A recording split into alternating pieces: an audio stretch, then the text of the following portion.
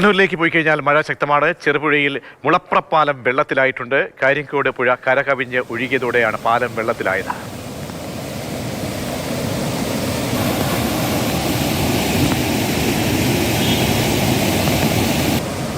Felix ചേരുന്നുണ്ട്. Felix, അങ്ങനെ ചെറുപുഴ പാലം വെള്ളത്തിലടിയിലാകുന്നു. അപ്പം വെള്ളത്തിന് തോത് ഉയരുന്നുണ്ടല്ലേ?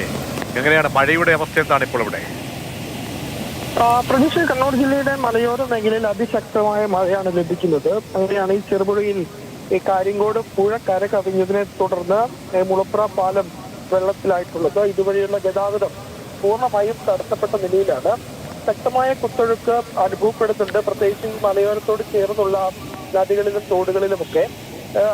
ഈ മലയോരത്താണ്, അതായത് ഈ കർണാടക വനപ്രദേശത്തോട് ചേർന്നുള്ള സ്ഥലങ്ങൾക്കൊക്കെ വലിയ രീതിയിൽ മലവെള്ളപ്പാച്ചിലടക്കം പുഴകളിൽ അനുഭവപ്പെടുകയും ചെയ്യുന്നുണ്ട്. ഇതാണിപ്പോൾ മലയോര മേഖലയിലെ അവസ്ഥ.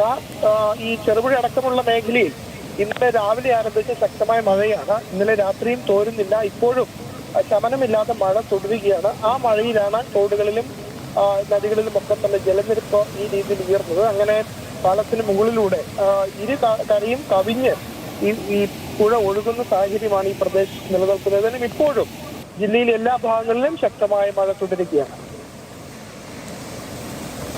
ശരി, കണ്ണൂരിൽ നിന്നും ഫിലിക്സ് ആണ് വിവരങ്ങൾ നൽകിയത്.